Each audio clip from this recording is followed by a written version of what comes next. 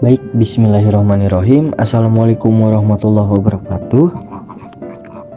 Izin sebelumnya, nama saya Dwipa Wirayuda Suwarman, NPM 221106013190. Dan pada kesempatan kali ini, insya Allah saya akan menjelaskan terkait sistem transportasi kereta api di Indonesia, yang dimana materi ini ada pada materi pertama dalam perencanaan jalan rel. Maka dari itu, simak videonya langsung saja. Pertama, sejarah perkereta-apian di Indonesia. Perkereta-apian di Indonesia dimulai pada tahun 1867. Dan pada saat itu, jaringan kereta api pertama dibangun di Pulau Jawa, yang pada saat itu mendukung transportasi barang dan penumpang. Peruntukannya untuk berpindah dari lokasi awal ke lokasi tujuan. Keunggulan transportasi kereta api ialah pertama, ada efisiensi waktu dan biaya, sudah jelas. Begitupun ramah lingkungan. Adapun jaringan kereta api di Indonesia yang saya dapatkan yaitu di Pulau Sumatera yang beroperasi sekitar 1369 km, dan juga Pulau Jawa yang beroperasi 3600 km, hingga total 4969 km operasi jalur kereta api jaringan. Kereta api juga memiliki tipe yang berbeda-beda. Bisa dilihat kereta api penumpang yang dimana peruntukannya membawa orang. Ada juga kereta api barang yang peruntukannya untuk membawa barang. Ada juga kereta api cepat yang dimana batas kecepatannya itu melebihi kereta penumpang dan kereta api barang. Kereta api juga memiliki peran dalam bidang ekonomi. Transportasi kereta api berkontribusi pada perekonomian dengan mengangkut barang dan penumpang, yang dimana mendukung sektor industri dan pariwisata. Namun ada pula tantangan transportasi perkereta-apian, yaitu infrastruktur yang perlu diperbaiki dan juga keselamatan dan keamanan yang perlu ditingkatkan. Karena zaman semakin berkembang, diperlukannya inovasi dalam perkereta-apian. Contohnya yang sudah terlaksana, pengembangan teknologi baru untuk meningkatkan efisiensi, yang dimana hal itu proyek kereta cepat yang sedang berlangsung pada kala ini. Karena zaman semakin berkembang, adapun masa depan transportasi kereta api yang dapat dikembangkan di kemudian hari, seperti pengembangan jaringan yang lebih luas, bisa ke daerah-daerah yang terbilang pelosok. Ada juga peningkatan layanan penumpang, yang dimana semoga di kemudian hari kereta api dapat lebih banyak menampung banyak orang ataupun barang. Hal lain daripada itu, kereta api juga memiliki dampak lingkungan yang lebih rendah dibanding mode transportasi lain, karena kereta api mendukung pengurangan emisi karbon. Berbeda dengan transportasi lain, perbandingan antara kereta api dengan mode transportasi lain, contohnya seperti kereta api dengan mobil. Kereta api lebih efisien terkait waktu. Terus adapun kereta api dengan pesawat, biaya kereta api lebih rendah dibanding pesawat. Jadi banyak keunggulan dari kereta api.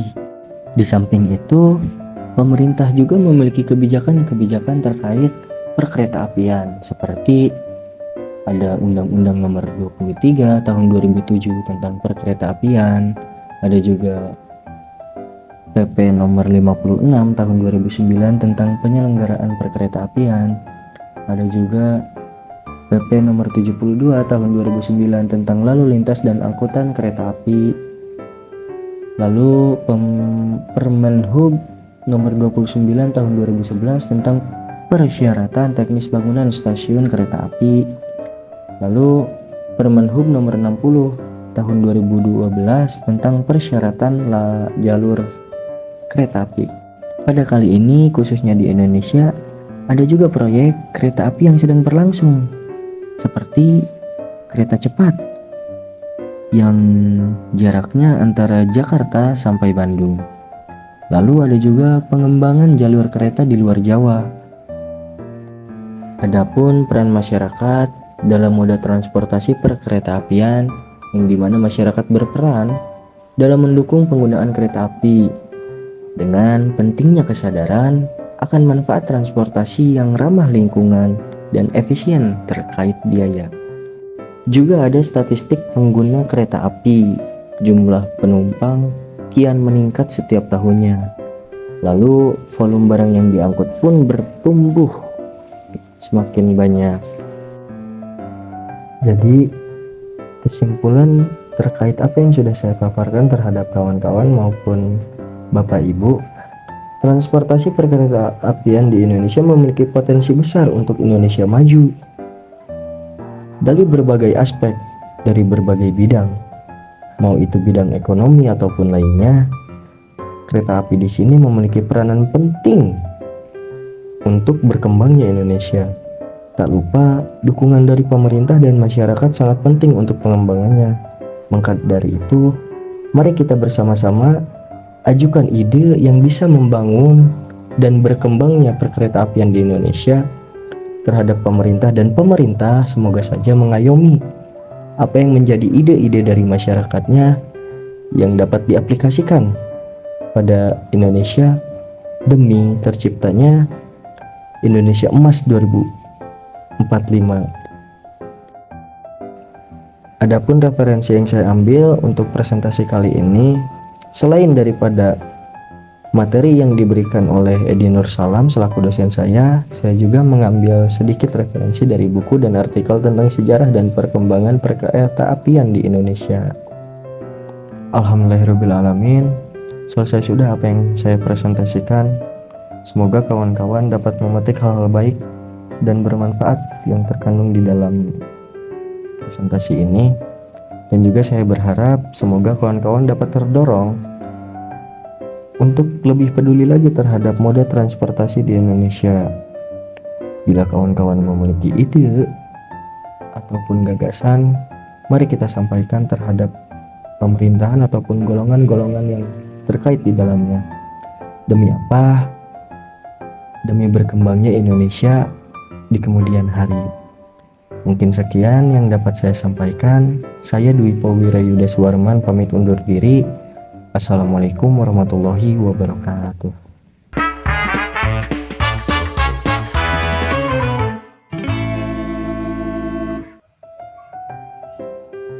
Halo teman-teman semua, perkenalkan saya Rizky Diza Aulia. Kali ini saya akan mempresentasikan materi perkuliahan perencanaan jalan rel pertemuan kedua mengenai struktur dan klasifikasi jalan rel. Materi pertama yang akan dibahas adalah mengenai struktur jalan rel. Struktur jalan rel terbagi menjadi dua bagian, yaitu struktur bagian atas atau superstructure dan struktur bagian bawah atau substructure. Pada struktur bagian atas atau superstructure terdiri dari rel, penambat, dan bantalan. Sedangkan pada struktur bagian bawah terdiri dari balas, subbalas, dan tanah dasar. Untuk detail struktur jalan rel dapat dilihat pada gambar berikut. paling atas terdapat rel, kemudian sleeper, balas, subbalas, dan subgrade. Subgrade atau tanah dasar ini merupakan tanah asli dari wilayah itu sendiri atau tanah yang sudah mengalami perlakuan khusus atau treatment seperti pemadatan atau compaction. Selanjutnya yaitu unsur komponen jalan rel. Secara umum, komponen-komponen penyusun jalan rel dijelaskan dalam beberapa poin. Ada rel, penambat, bantalan, lapisan balas, lapisan subbalas, dan lapisan tanah dasar.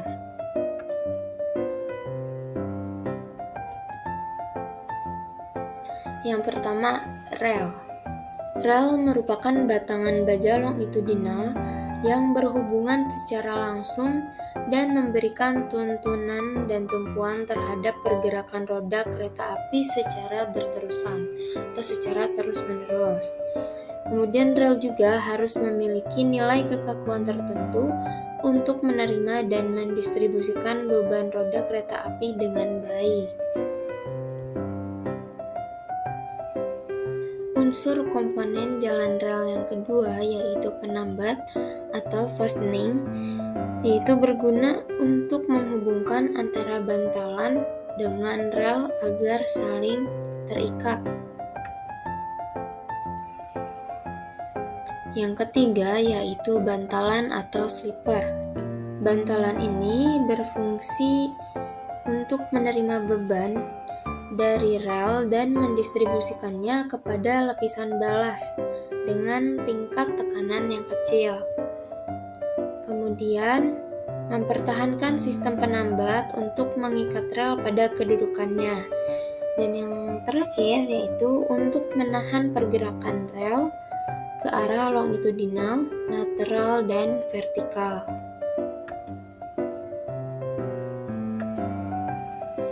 Yang keempat yaitu lapisan balas. Lapisan balas merupakan material granular sebagai lapisan permukaan atas. Lapisan balas ini terbuat dari batuan yang bersudut atau batu pecahan yang keras dan harus bergradasi yang sama. Kemudian bebas dari debu dan kotoran dan tidak pipih. Lapisan balas juga berfungsi untuk menahan gaya vertikal, lateral, dan juga longitudinal.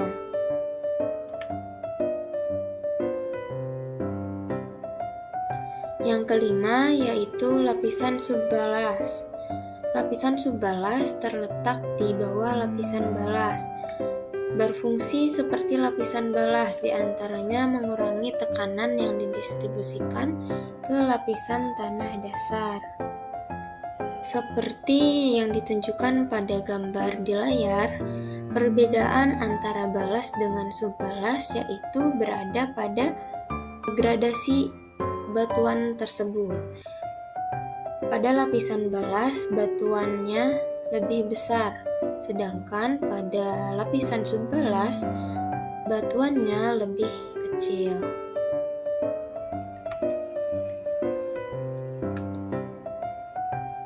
Unsur komponen jalan rel yang keenam yaitu lapisan tanah dasar atau subgrade.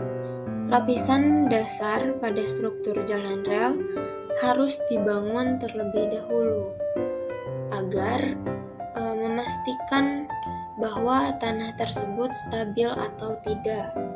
Kemudian lapisan tanah dasar ini berfungsi menyediakan landasan yang stabil untuk lapisan balas dan subbalas.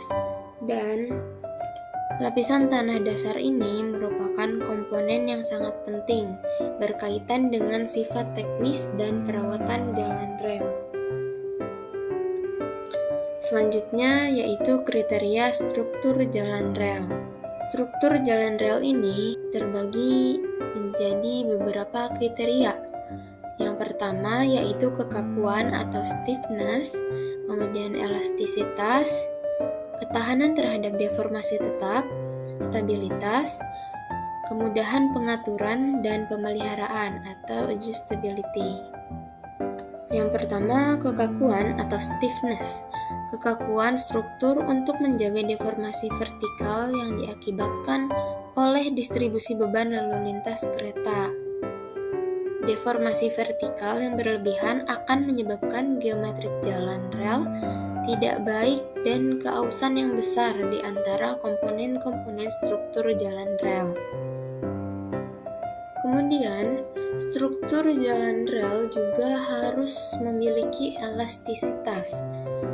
Elastisitas diperlukan untuk kenyamanan perjalanan kereta api, menjaga patahnya as roda, meredam kejut, impact, dan getaran vertikal. Jika struktur jalan rel terlalu kaku seperti dengan pemakaian bantalan beton, maka diperlukan plat karet atau rubber pads untuk menjamin keelastikan struktur. Bisa dilihat pada gambar pada layar. Rubber pad terletak di antara rel dan juga slipper. Selanjutnya yaitu ketahanan terhadap deformasi tetap. Deformasi vertikal yang berlebihan akan cenderung menjadi deformasi tetap, seperti ketidakrataan vertikal, horizontal, dan puntir, sehingga geometrik jalan rel menjadi tidak baik, yang pada akhirnya kenyamanan dan keamanan bisa terganggu. Selanjutnya yaitu stabilitas. Jalan rel yang stabil dapat mempertahankan struktur jalan pada posisi yang tetap atau semula, yaitu vertikal dan horizontal setelah pembebanan terjadi. Untuk ini diperlukan balas dengan mutu dan kepadatan yang baik, bantalan dengan penambat yang selalu terikat, dan drainase yang baik. Kriteria yang terakhir yaitu kemudahan untuk pengaturan dan pemeliharaan atau adjustability. Jalan rel harus memiliki sifat dan kemudahan dalam pengaturan dan pemeliharaan sehingga dapat dikembalikan ke posisi geometrik dan struktur jalan rel yang benar jika terjadi perubahan geometrik akibat beban yang berjalan. Pembahasan selanjutnya yaitu mengenai klasifikasi jalan rel. Klasifikasi jalan rel terbagi menjadi 5, yaitu menurut lebar jalan rel, menurut kecepatan maksimum yang diizinkan, menurut kelandaian, menurut jumlah alur, dan menurut daya angkut. Yang pertama, menurut lebar jalan rel. Penggolongan menurut lebar spur.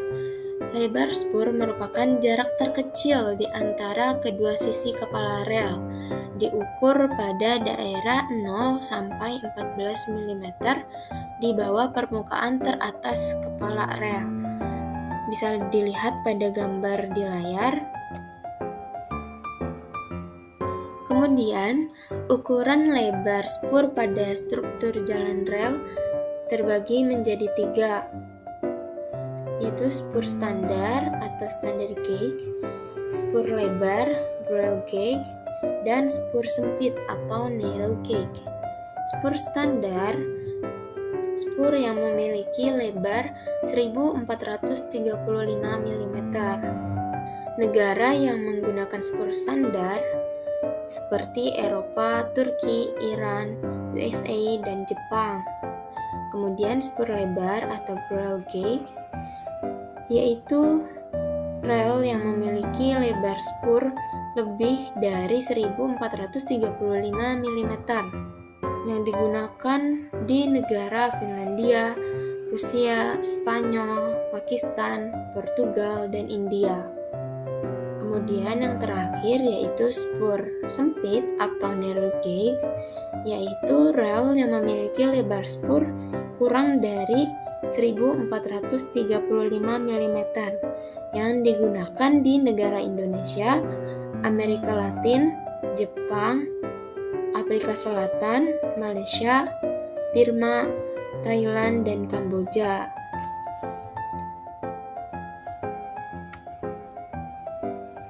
Klasifikasi yang kedua yaitu menurut kecepatan maksimum yang diizinkan. Penggolongan kelas jalan rel menurut kecepatan maksimum yang diizinkan untuk Indonesia adalah sebagai berikut. Kelas jalan 1, kecepatan maksimumnya yaitu 120 km per jam. Kelas jalan 2, kecepatan maksimumnya 110 km per jam. Kelas jalan 3, kecepatan maksimumnya 100 km per jam.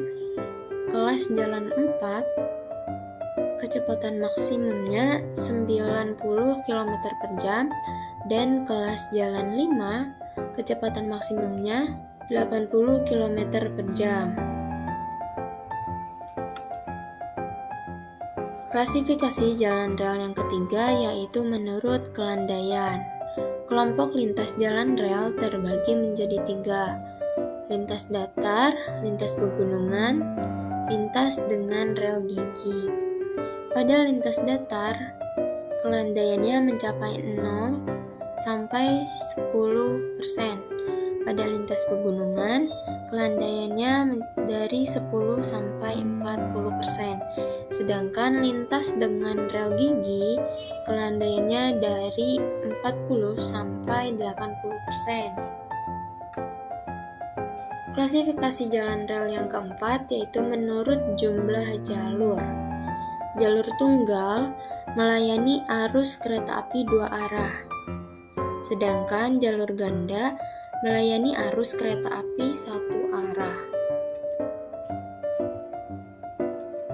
Klasifikasi jalan rel yang kelima yaitu menurut daya angkut.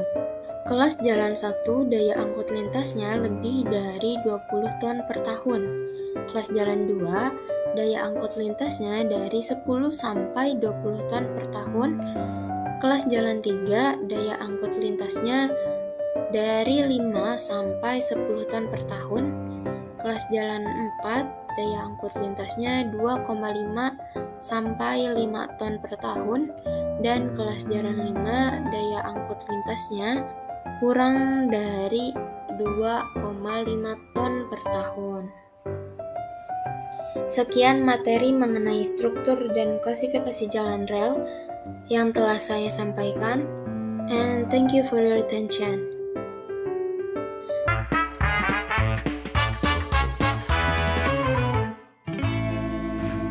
Baiklah teman-teman, saya Tritan Hidayat akan melanjutkan materi ketiga yaitu pembebanan pada struktur jalan rel. Materi pembelajaran pembebanan pada struktur jalan rel terdiri dari 3 materi. Materi yang pertama, beban dan gaya pada rel. Untuk materi pertama terdiri dari 3 gaya. Yang pertama gaya vertikal, kedua gaya transversal lateral, dan yang ketiga gaya longitudinal. Dan materi kedua adalah pola distribusi gaya pada struktur jalan rel. Materi ketiga, konsep perhitungan beban menggunakan teori balok di atas tumpuan.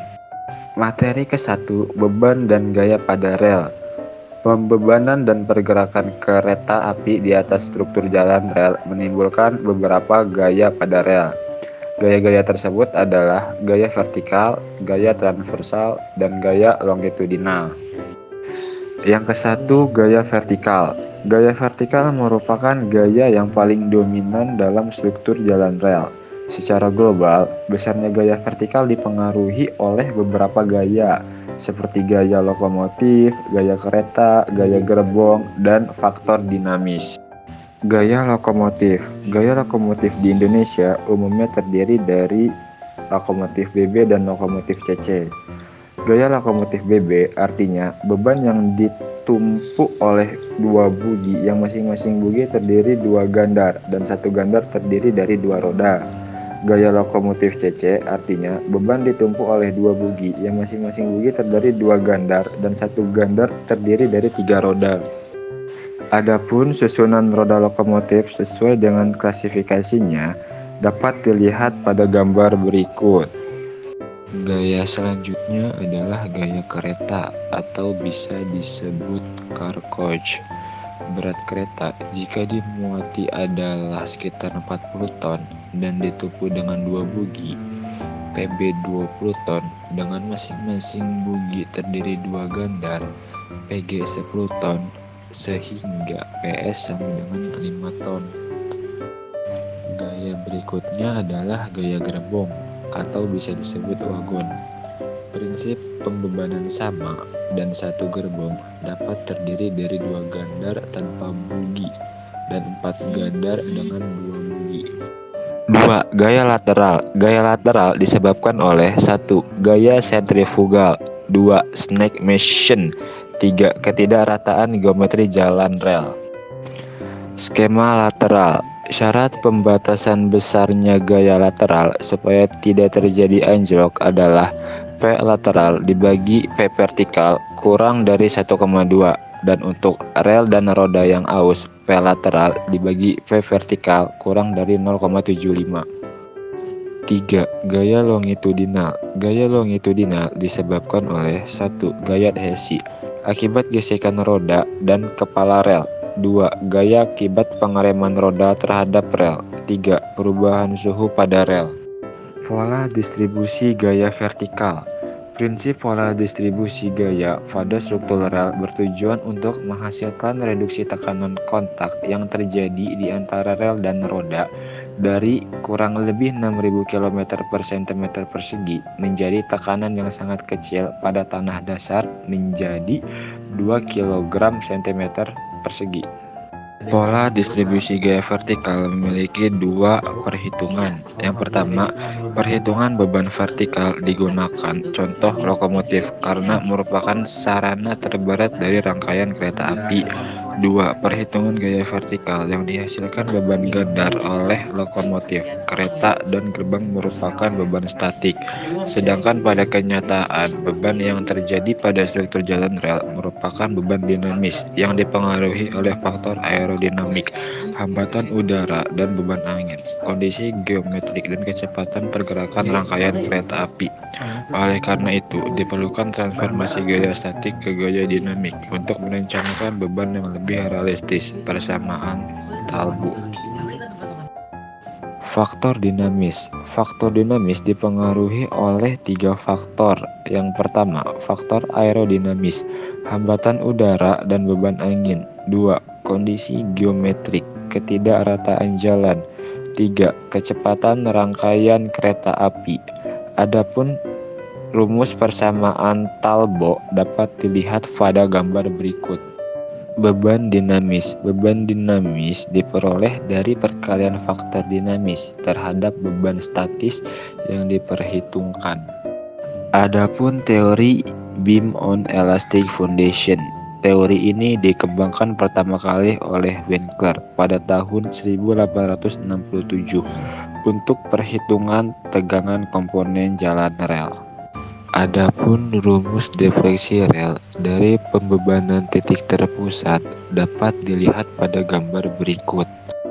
Berikut adalah rumus dimensi tipe dan dimensi rel. Yang pertama, defleksi maks pada rel pada setiap titik di sepanjang rel akibat gaya titik terpusat P. Rumusnya YM sama dengan P D per 2K. Kedua, momen maks pada rel. Rumusnya MM sama dengan PD per 4 lambda. Yang ketiga, gaya geser maks pada rel. Rumusnya FM sama dengan K kali YM. Dan berikut adalah bentuk dan dimensi rel di Indonesia. Dimensi rel yang digunakan di Indonesia sesuai Peraturan Dinas Nomor 10 Tahun 1986. Dimensi tersebut dapat dilihat pada gambar berikut. Dimensi profil tipe rel menurut Peraturan Dinas Nomor 10 Tahun 1986 menggunakan tipe rel R42, R50, R54, dan R60. Thank you for watching.